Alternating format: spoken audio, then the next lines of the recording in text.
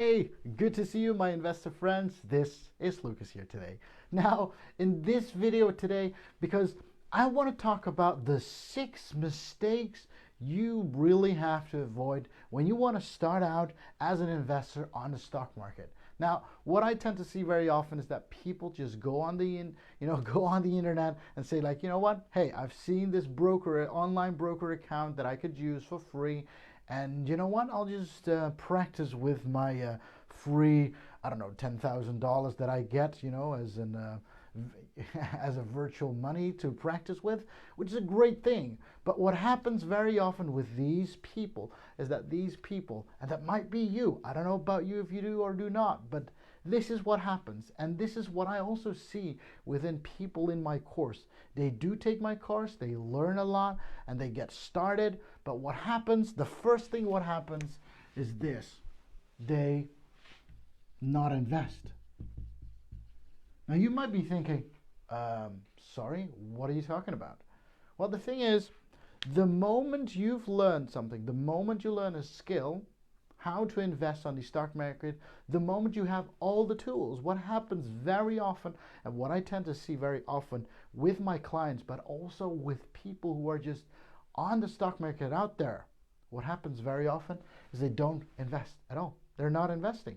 They're just looking at the market. They're waiting too long. They're waiting for the good time. Well, I'll tell you this: waiting doesn't help you at all, because what happens very often is that they try to predict the market. Because, hey, Lucas, you talked about predicting the market. Yes, I'm talking about predicting the market.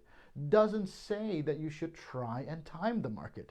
Because trying to time the market, asking me when the good time is to start investing on the stock market, it's very simple.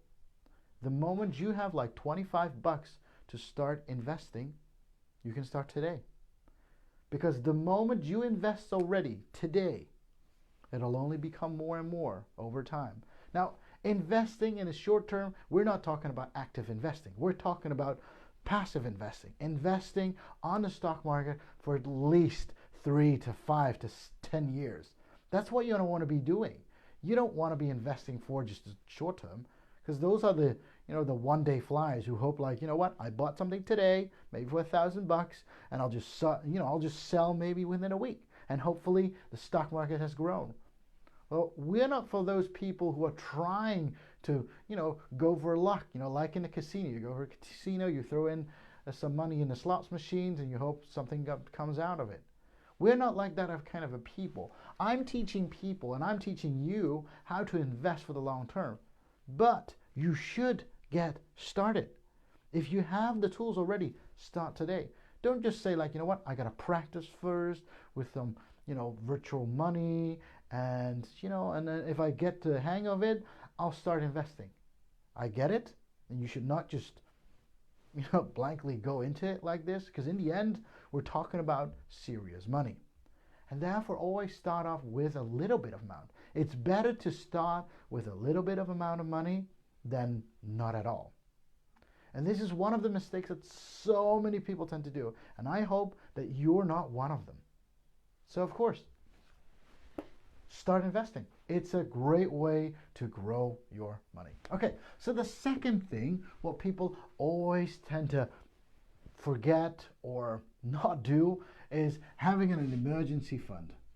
I'm actually making a mistake in the spelling. Emergency. Dude, I can't even write the word anymore.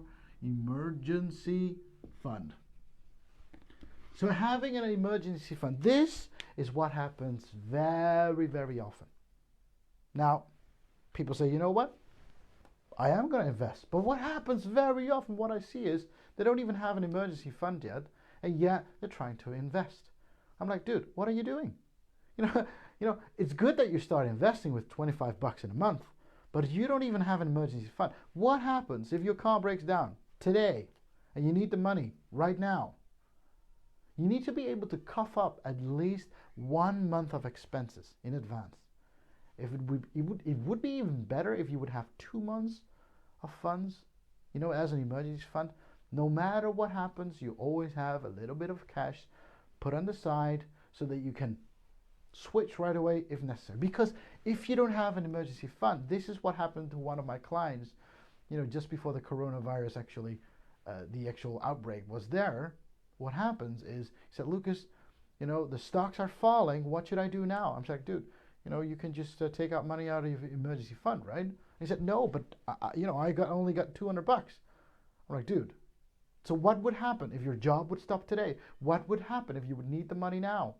If you don't have any money, dude, it's nice to have investment, but if you have to pull the plug on the investment earlier than expected, what happens is most of the time you'll just sell with a loss. And this is something that you should keep in mind at all times. So what I always tend to do is I always have 2 months of expenses covered in my bank account no matter what happens. And that is the amount of money that I put in my savings account. The moment something happens, I can just pull the plug right away from my savings account, because we're talking about 0.01% on the savings account. So that's like, completely useless money anyway. So that's what I put on the savings account. Next to that, everything that I have left, I put in the investment account, because that's the way how you can grow your money, right? Now, a third thing is invest too much. This is what you see and tend to happen as well very often, is that people think like, you know what? I just got a bonus. I got $4,000 as a bonus. And you know what I'm going to do with it? I'm going to invest it all. Investing too much.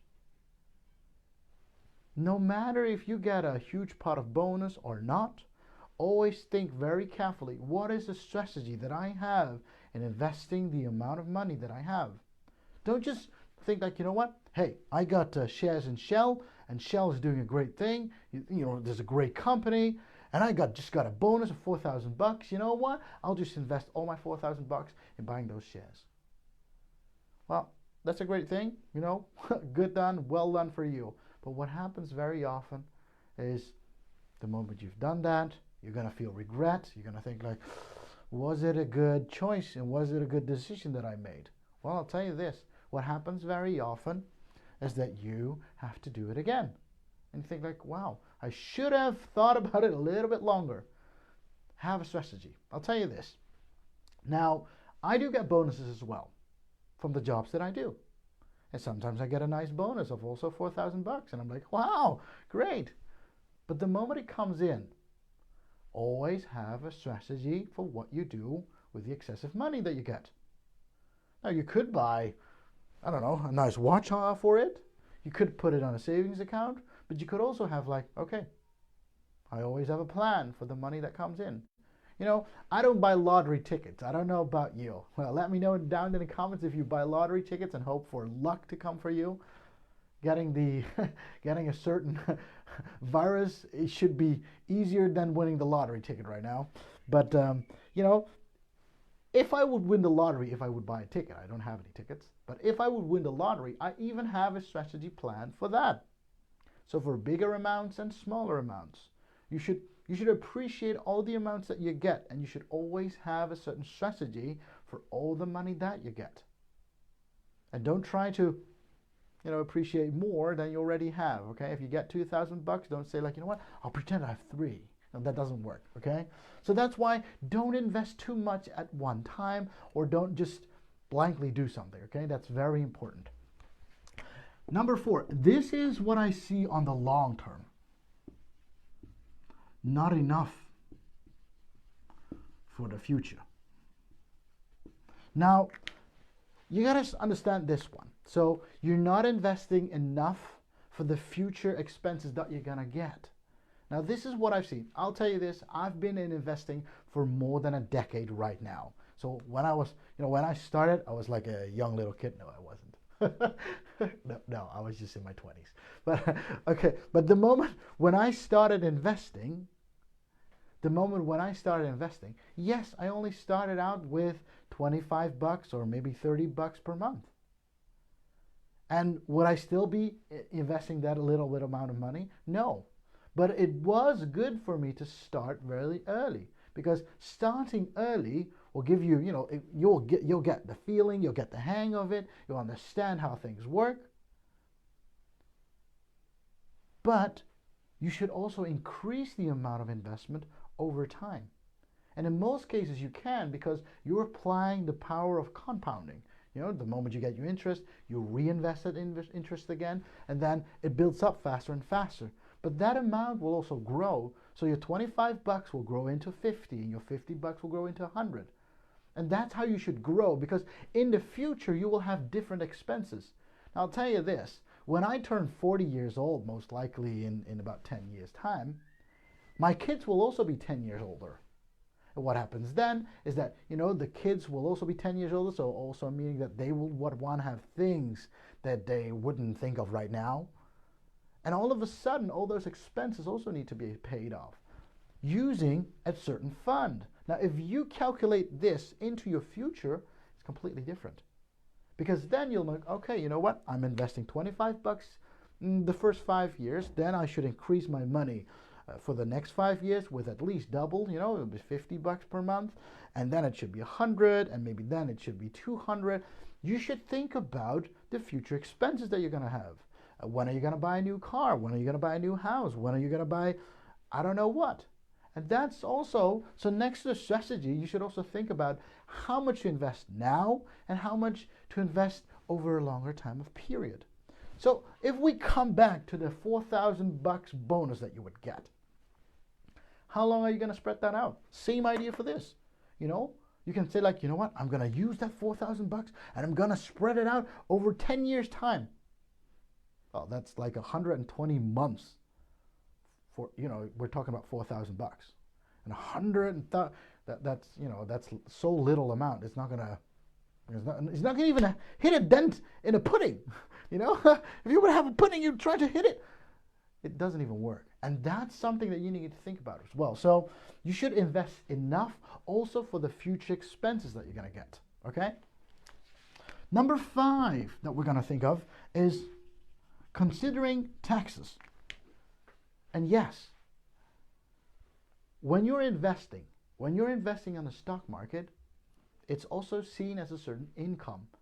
And if you're actually doing dividend stocks, for example, you have to pay dividend tax. You've got to pay saving tax. You've got to pay investment tax. You have to keep that in mind. Now, it's not a lot maybe, but we're talking about maybe 1% to maybe 1.5%, but it is something that you should keep in mind, because it should be deducted from something. Now, don't think, you know what, hey, I got a return on investment of 8%, which is a great thing. But all of a sudden, you got to keep track of the taxes. You know, you got to consider the taxes. All of a sudden, the 8% turns into 6.5 minus 1.5. 6.5, still good. But hey, inflation takes about 2%. Now, you don't notice the inflation, but inflation just means over time the money, you know, devalues.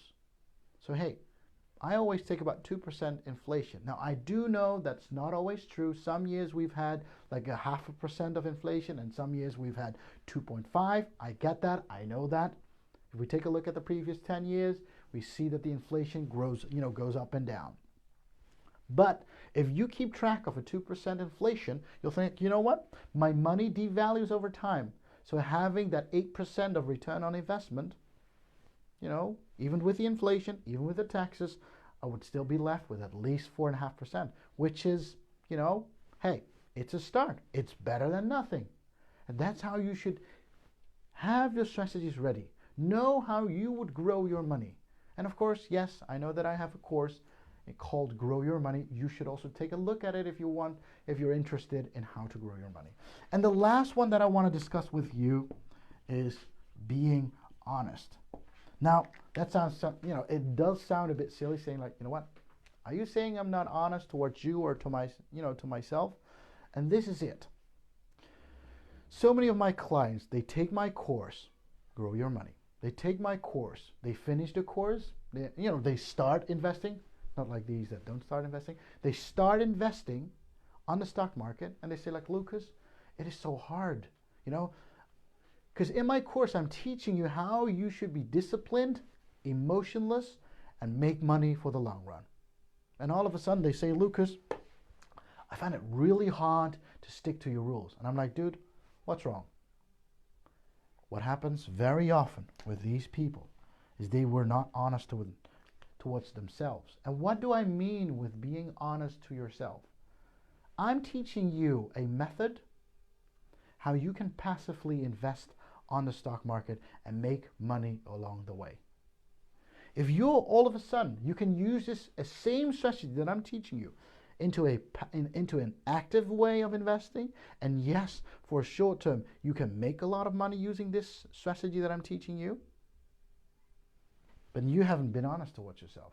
If you prefer to make money on the stock market passively, then tell yourself that.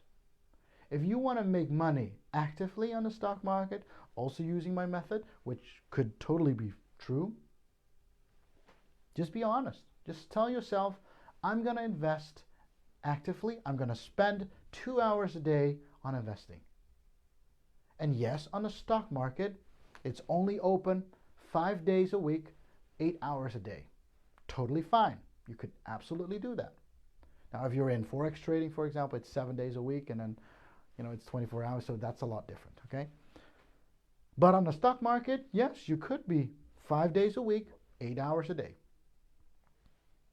So yeah, it could be just totally, but the thing is, you have to be honest towards yourself. How hands-on would you like to be? Be honest to yourself. Are you an active investor or are you a passive investor? And that is something that you need to think about the moment you learn a skill to make money yourself on the stock market. And that's the course that I'm teaching called Grow Your Money. If you want to learn more about the course, be sure to check out my website, lukasshu.com/GYM. Grow Your Money. Go check it out if you like. If you like it, of course, hey, thank you very much for watching today's video. If you like it, please give me a thumbs up. If there are any questions, please be sure to put a comment down below this video. And hey, if you haven't subscribed to the channel yet, be sure to subscribe, and I'll see you, of course, on a next video. Thank you very much.